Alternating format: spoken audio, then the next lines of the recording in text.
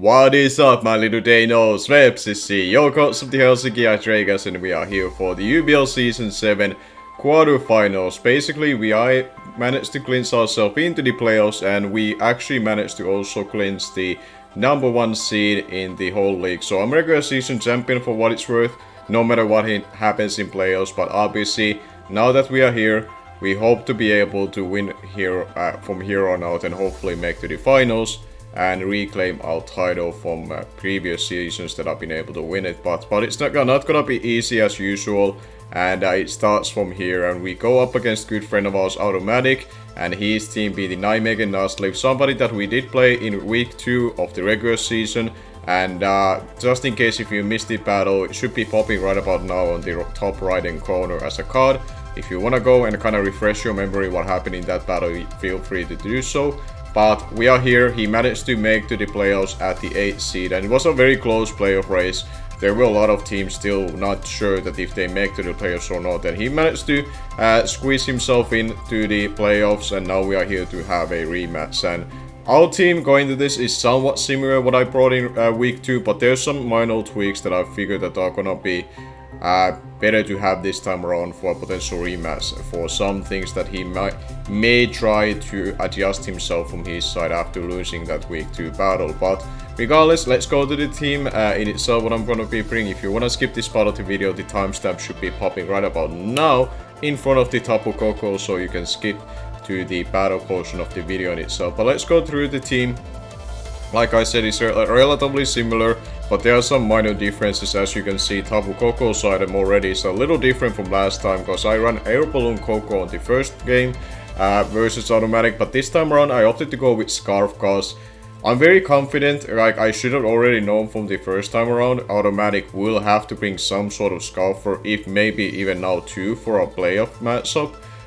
To have the proper speed control. I expect it to be a little bit more aggressive than maybe in a regular season battle when it comes to his team and how he's gonna approach the playoff game. So I wanna guarantee myself fastest mon in the game, barring other mons being able to agility themselves up from AutoMatthic side. But if they are Scarf first, this thing should be the fastest mon in the field. We are running the same coverage with Dual Stab in Thunderbolt and Dashing Gleam, Crash Not to hit the Momoswine and Quagsire, and U-turn for the initiative. And that's basically Tapu Koko.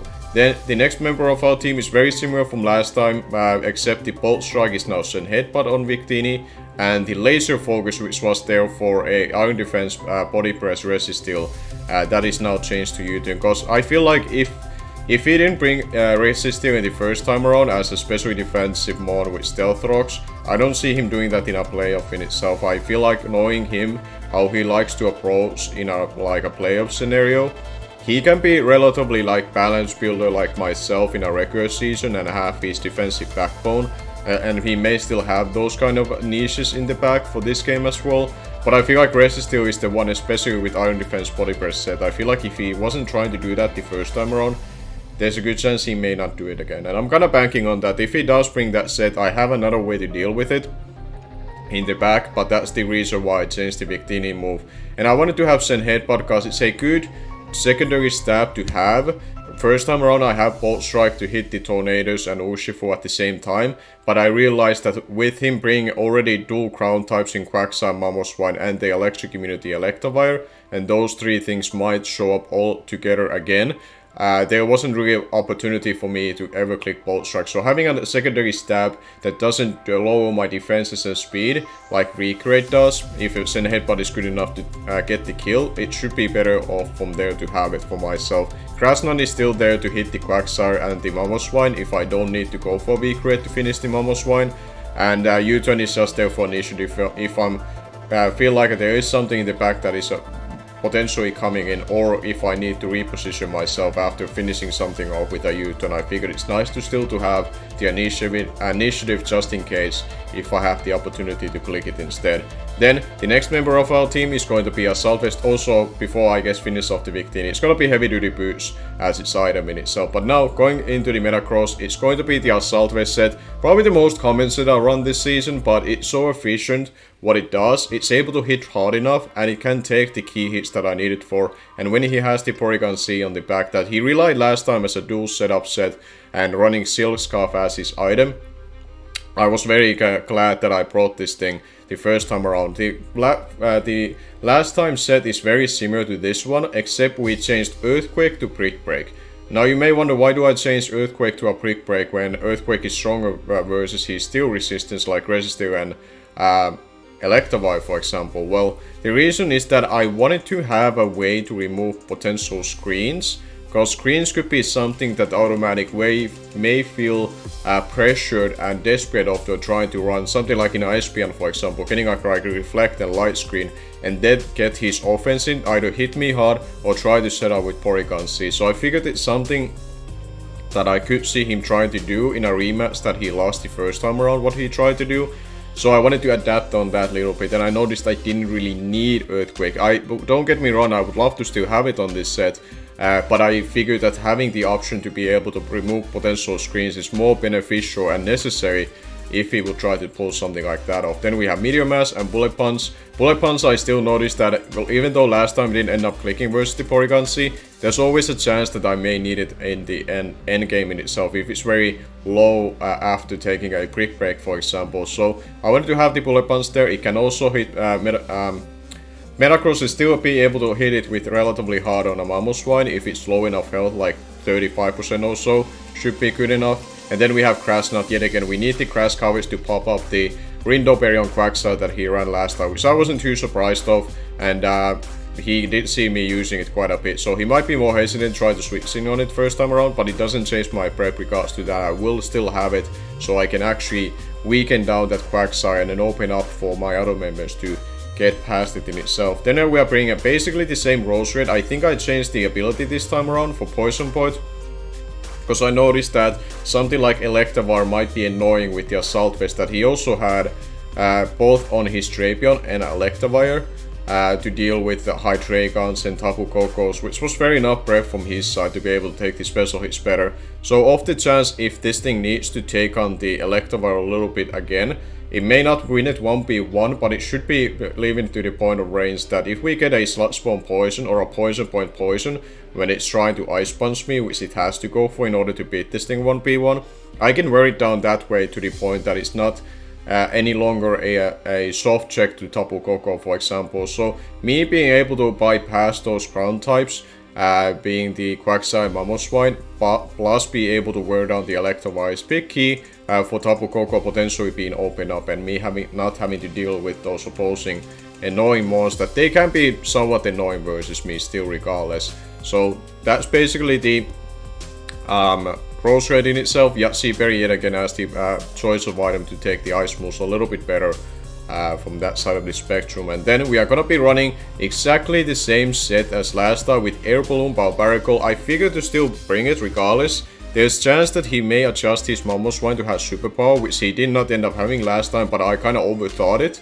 And if I didn't overthought it, this thing could have actually set up on the Mamoswine and I could have won it from there, but I overthought it at the last minute. This time around, I kinda have to still wait and see that what the Mamoswine is, but off the chance I'm able to scout if it's gonna have Stealth Rocks or Superpowers as its last move. Once I have a better idea which one it is, this thing can still set up on it and win the game for me. And it can be also very key flying and normal resist, even if he doesn't win. And it has the proper coverage in Grass Knot and Poison Jab to hit things very hard that would be able to take my Water Stab in Liquidation relatively well. So that's gonna be the Barbarical. The only thing stopping this at +2 speed-wise would be Choice Scarf Tornado Hysteria with Grass Knot. And that's another thing I would have to kind of worry about. Will he run Sludge Bomb or Sludge Wave to hit my Tapu Koko this time around? Over defog that he had on his Choice Scarf Tornado Hysteria, because it wasn't able to hit my Koko the first time around. Or does he put Grass Knot it as a failsafe for Barbarical? I feel like it's gonna be Sludge Bomb, but that's something to keep in mind as well. But there might be a chances for me to get rid of that Choice Scarf on the Tornado Hysteria, because we do bring Throw this time around over Greedent for a similar reason, kind of being like a soft check and a like quote-unquote a physical wall, even though it might not last for too long in the battle, but just be enough to annoy my opponent and be able to do some key things for me. And for Throw, it's more so about being a lot better Dark Resist or dark resist in general for something like Drapion to be able to swap into early turns if he brings it again and we come into scenarios that I have to swap into it. I can swap into this, force it to take Rocky Helmet damage. Ideally it's already taking prior damage from something else like Victini's weak rate, so it will be very low from that. If Drapion doesn't show up, this is a nice way to wear down the Electivire as well.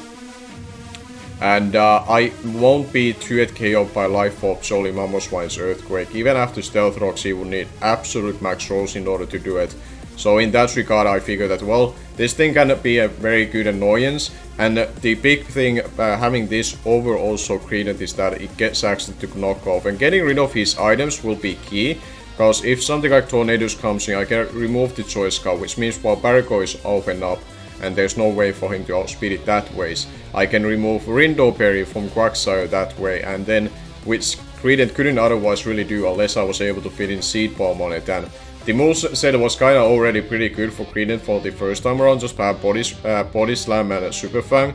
But this way around I can actually move the item from the Quagsire as well, which is key in this match. So I can remove Assault Vest from his other guys, or any kind of boosting item, and this also is not a setup fodder potentially to the Porygon C either, because Circle Throw can face things, or will be able to face things out as well, and this also kind of works in a way as a prep for Resisteel as well, with the Iron Defense Body Press set. If he would try to do that, it's less likely in my opinion, but I wanted to just have something just in case for it, at least on paper wise, that I can deal with it if I some reason have to deal with in this game. So that's pretty much the team. I went a little bit more depth on it, reasonings for the changes, even though it's a similar team, but it's a playoff game, so I figured it's important to kind of cover my thought progress already here as it is, and kind of remind myself as well going into this battle, because I should be having the battle sooner than later tonight with AutoMatthic. So until then, this is gonna be very short, quick cutout for you to get into the battle, but for me I might have to wait a little bit longer. But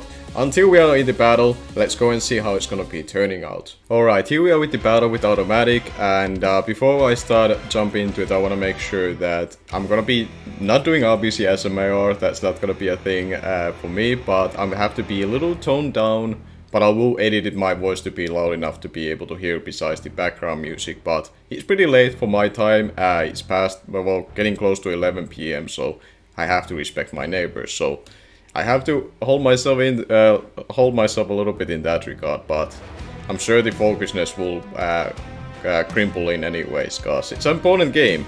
Win or lose, winner goes to the playoffs, or goes to the semifinals. We are in the playoffs at this point, but he brings Whimsicott, Tornadus, Lickitung. Okay, he's being a little bit different than I expected. The Urshifu Rapid, Porygon C, and Mamoswine. So the Lickitung can be annoying to break, but the fact that there's no Quagsire means that the only stoppage for my Barbarico is the Whimsicott, which I can Poison Jab on a switching if I have to predict a swap in, as I would try to Cell Smash. But here as a lead, I still kinda like my Victini as a lead, to be honest, cause it can deal with majority of the things turn 1. And Rose Red is there for the Urshifu. So I'll lead with that. Barbarico is the big one that I need. Throw is pretty good here with knockoff support.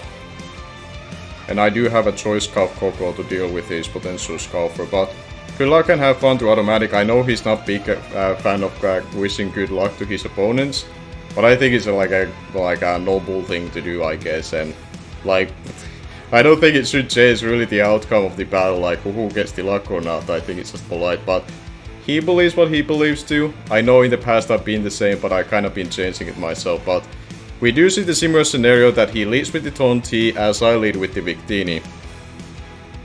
And here, to be honest, I'm kind of feeling like clicking just V-Create turn 1. I don't really see a reason not to do that. He does U-turn out. We do see the Tonti clicking the U-turn. It does like 151 to my Victini, or it puts me down to 151. As he goes into Licky Licky. Let's see how well this thing takes this. Is this guy physically defensive? Now I kinda wish I get my choice ban. Okay, it's a relatively bulky boy. Okay. But I get to U-turn here just fine.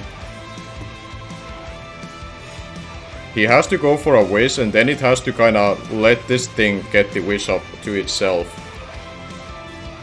And one of my options here would be honestly going to Rose Raid and get my hazards, but I could also go into my throw and get up my knockoff off. I'll do that first. Because getting rid of your items from AutoMatthic side seems like pretty good. And this thing should make sure that this thing, like, it has to go for a protect in order to do this. But I go for the knockoff. He's probably gonna be clicking protect here. He does hard withdraw, so that means that I am able to get rid of Tornado's item, and that Licky Tongue is only half health. That's pretty big. I think he should have protected with it. Okay, we did a good amount of damage because we critted, but he's gonna get the Wish Pass. And he was Wakamberry on it. Okay. Was Wakan on Torn. Licky Tongue on mark at 50%. That's very good that I have that now worn down. Now, who do we go into on this? Like, it's probably gonna be Metacross still regardless. And I think it's okay. I could go for another knockoff. I don't see him, like, going for a Hurricane, actually. I'm gonna make a risky play and expect him to go for a U-turn. As he does go for the U-turn. I figured he would do this, so now I'm able to get rid of another item from his side. He's gonna see that I'm Rocky Helmet. He's gonna expect... He expected me to swap into Metacross or Poco there. Or even Barbarico, so I felt a little risky that time around. Next time around I will swap. But this is a tough position, because now he has to potentially give another item away. As he goes into Po, which is gonna be the Urshifu, so I'm potentially getting rid of a boosting item or protective pass on it. It was Expert Belt. That's good to know. But now I can go into my Rose Red, and my Rose Red has Yahtzee Berry and Poison Point this time around. And we'll see what this thing goes for. It goes for the U-turn again. Which is fine. We do not manage to get the poison from it. From the Poison Point. Was E-Belt. And had U-turn. Lickiton we saw Wish from it. Ton we have seen U-turn from. The only real option that he has is the Ton T. Item matching at least. Okay, he goes into Porygon C immediately. So this is gonna be an important calc for me to make. Could you go into Metacross? And I'm gonna pull his Porygon C with the Silk Scarf to see that if it's the similar damage output or not. The other way, we go into a Metacross. And let's see what kind of damage output this thing might be going for, if it's going for attack. He could also click like Teleport on this. I have seen him running that, I think recently, I think week 8 was it. But last time he brought like a dual setup with the Silk Scarf, and that's kind of what I'm expecting still it to be his win con. He does go for the Nasty Plot right away. So at +2 I get to see that what kind of damage this thing is doing, but I'll go for the Brick Break. It's gonna do the most amount of damage, as he does have the Shadow Ball. Let's see if it's Expert Belt. No, that looks to still to be a Silk Scarf variant. And I'm doing good amount of damage to it.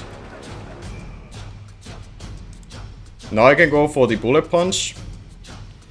To make sure this thing is in range of like Coco's Dashing Gleam, for example. Or honestly, Victini can finish this thing off with a Zen Headbutt. So we go for the Bullet Punch. As he does go for the Shadow Ball again. The Taunty will be a little bit more annoying, but I had to respect the threat in front of me being this Porygon C. But now I go into Victini. Because this thing doesn't have a switching from his side with the Lickitung being so low. So So here I can go for a Zen Headbutt. It is 99% accuracy thanks to the Victory Star. So we can just pick this thing up. He does withdraw and preserve it as he goes into the Licky Tongue. Which is fine, because the moment I get rid of this thing is actually better for me. Yeah. And now I'll just go for the V-Crate just to finish it off. I will reveal that I'm not choiced. But it's fine, because I'm able to get rid of this Licky Tongue. So the Licky Tongue will be dead. The Porygon C is around 15% to be modest with it. We saw Nasty Plot and Shadow Ball. So he preserved the Porygon C because it still has a good, decent way to break some stuff, which is fair enough. And now he does go to the Urshifu. I do have the Rose Red in the back for this. I could also go into my Throw, but Throw is decent still versus the Mamoswine at that amount of health. So I use Rose Red because there's a chance for me to get a Poison Point. He may click U-turn, but Rose Red is just right now dedicated for this. Do we get a Poison Point this time around? We do not get a Poison Point. I've been joking AutoMatthic running Poison Point Rose Red, but it's funny that it doesn't work against him, but it does work for him. It's funny. That's like an inside joke between me and him and the community that we are part of. But he does go into the Porygon C, which is fair enough, because this is where I have to kind of decide that who I let go down. And it honestly might have to be this guy. So I go for this Sludge Bomb, it's probably gonna kill me. As he does go for the Tri-Attack, so he's able to pick this thing off. But this means that now my Rose Red can come, not my Rose Red, now my Victini can come in and do the same thing to him. I'm not gonna think about it even too much. And going for a Zen Headbutt means that I outpace the things in the back still without V-Crate drop, barring the Tornadoes. But Tornadoes cannot kill me at this point. So we go for the Zen Headbutt. This is where he has to debate that does he let something else take this damage? He does still preserve this. And he goes into the Tornadoes. Which is fine by me. Yeah, I'm doing like half to it. I could go into my Coco, but Coco is looking like a pretty good winning condition once the Mamoswine is gone. So I think my best bet is to honestly stay in and go for a V-Crate. So I'll just do that. He goes for the Dark Pulse, I should live this just fine. And we do get the V-Crate off, good. So the Tornadoes is also now dead. Which I'm happy about.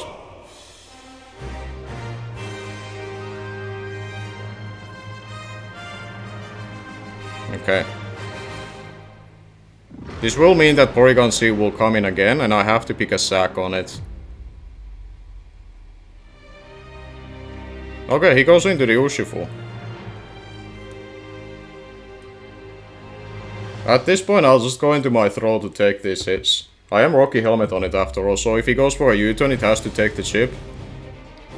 But he has seen me having Rocky Helmet, so I imagine he's gonna predict that. And go for a U-turn again, but I'm not risking this Victini, yeah. We both know that Victini and Porygon C are claiming the kills right now, but to be honest, what is claiming a kill versus this thing? Like, how much is Porygon C doing to this Throw? The only thing I can see doing damage to me is Whimsicott.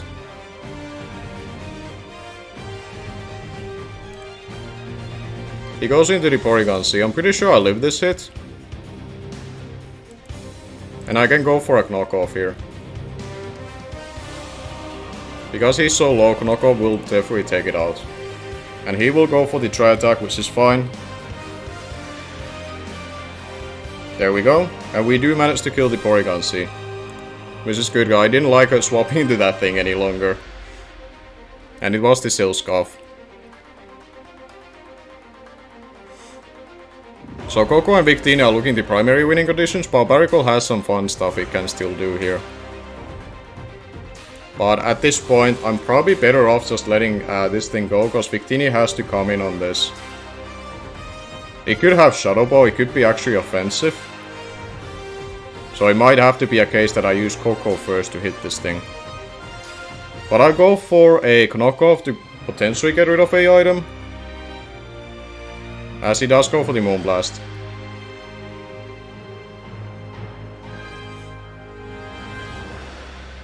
So let's see if this thing is like Shadow Ball instead. Let's see, Whimsicott.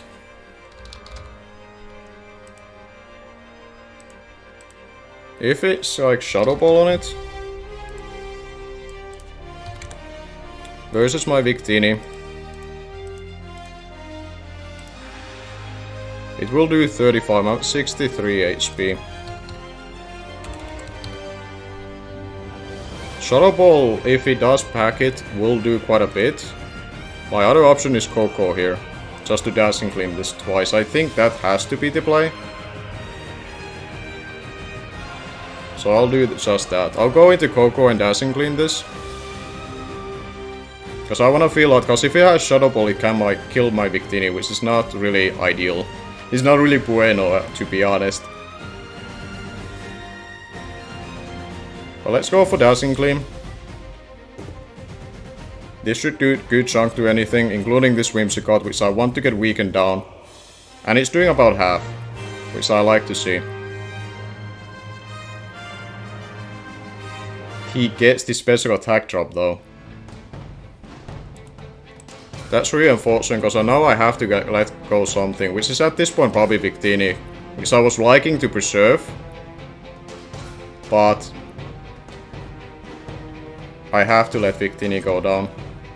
That is really unfortunate. Now I don't know if the Mamoswine, if it has superpower, it might be end of me with Life Orb. He does withdraw. Okay. Well, the thing is, I am free to V-Create here, I think.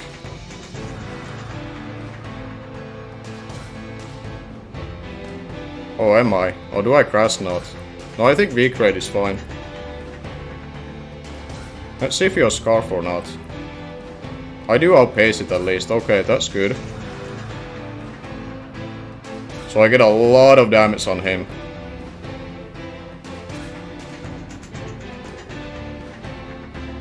As he does go for the Earthquake. Is he Life Orb on this?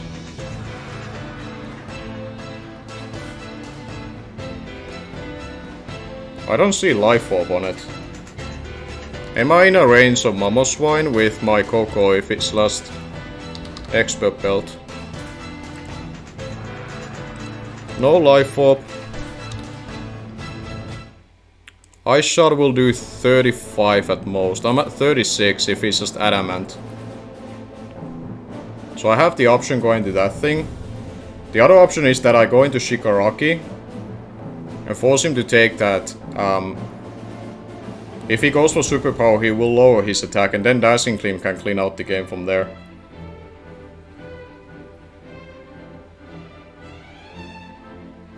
I could go for the Poison Jab, covering the Whimsicott swapping. Which I think I'll do, that should be fine.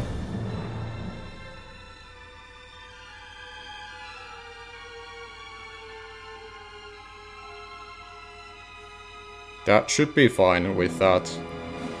The other thing that I could lose to is Aqua Jet from the Urshifu. Yeah, there comes the Tingle Bell. I'm not gonna let this thing encore me. So I'm gonna go hard for the Poison Jab. And we take out the Whimsicott. It's gonna come down to like the priority moves that he has in the back.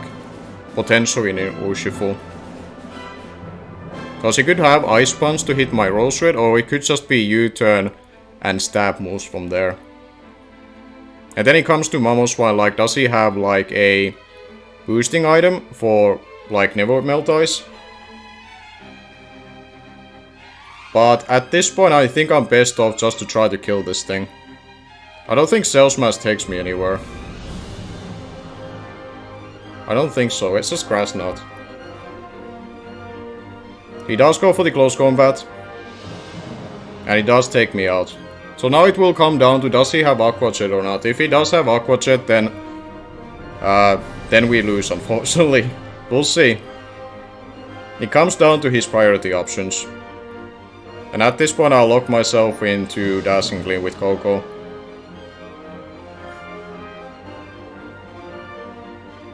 It is really unfortunate though that he get this special attack drop, because I was forced to swap out back then. But let's see, we just go for the Dancing Clean. He may have been Assault Vest Mamoswine and that's why he swapped into me like that, but we click Dancing Clean. Hopefully there is no... there is the priority. That probably picks me off, doesn't it? No, but the Ice Shot will. The Ice Shot will if he has it, so it's gonna be a 1-0 win for AutoMatthic. Assuming he has the Ice Shot. Assuming he does have the Ice Shot. But honestly, there's not really fault for me to say, like, being really upset. Like, regards to prepping wise, I was debating being a Choice Bandit Victini for this rematch. But I opted not to be, but the Ice Shot will pick me off. And that's gonna be a 1-0 win to AutoMatthic. He will progress to semifinals. Not really, again, the way I perceive myself in this UBL, because in a way that I expected myself to go further, because I did win the regular season, and I felt good about my own team. But that's something that I have to look back on, what I could have done better, but good luck to AutoMatthic. I'm happy for him, he's a friend of mine, and I wish him the best in these playoffs and in the semifinals, whoever he gets to play. And make sure to check other coaches as well, who were playing in the top 8. Make sure to check out the courses in itself. If you've been following the UBL Twitter, you should know what the matchups who are playing the playoffs. So make sure to check them all out. Unfortunately, that's gonna be us for the UBL this season, but I will come back next season and try my best yet again to make a deep run. And honestly, it's a disappointment. I'm not gonna be like saying it's not. It's definitely a disappointment that I lost, but at least it wasn't. Like, the only shenanigans I could think of is the Moonblast drop, because that meant that I couldn't stay in with the Tapu Koko. And depending on his Mamoswine, if he was Assault Vest or not, if he, let's say, for example, before I end the recording, if the Mamoswine wasn't Assault Vest, I was pretty much able to two-shot it, because I am modest with my Koko, so I could have been able to get a Dancing Clean with it. But it happens, it happens. It's kind of like a Scalp Burn or Focus Blast missing also, so it's a 30%, so it's not like really a huge hacks, but it may have done the difference. But I don't know his sets. Maybe seeing from his side we can know a little bit better, and obviously make sure to check his side as well. But that will be all for me, and we will have another draft league going on. By the time this goes up, I actually may have already had draft analysis. So stay tuned for that. The draft league for Gen 8 is not over for my channel. We still have another league to do. And I'm gonna be hoping that we are able to proclaim a deeper playoff run over there and whenever UBL comes back. But thank you for watching it again, and I'm gonna be see you guys later.